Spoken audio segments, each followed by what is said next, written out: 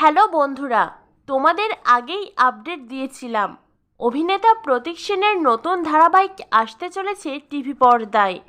এক্কা দোক্কা ধারাবাহিকের পরে আবারও ফিরছেন অভিনেতা। স্টার জলসায় আসন্নেই নতুন ধারাবাহিকে অভিনেতা প্রতীক সেনের ফেরার খবরে খুশি হয়েছেন তার অনুরাগীরা।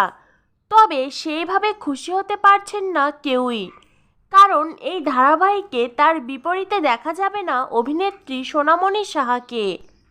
পর্দায় সোনামণি এবং প্রতীকের জুটির ক্রেজ প্রচুর।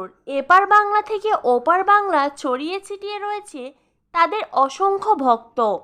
পরপর দুটি ধারাবাহিকে তাদের জুটি হিসাবে দেখতে পেলেও আর তাদের জুটি হিসাবে দেখা মিলবে না, যা শোনার পরই মন ভেঙেছে দর্শকদের।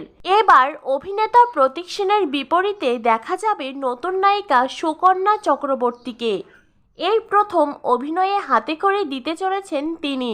সুকন্যা পেশায় একজন মডেল, তবে বেশ কিছু নেটিজেনদের এই জুটি একেবারেই পছন্দ নয়।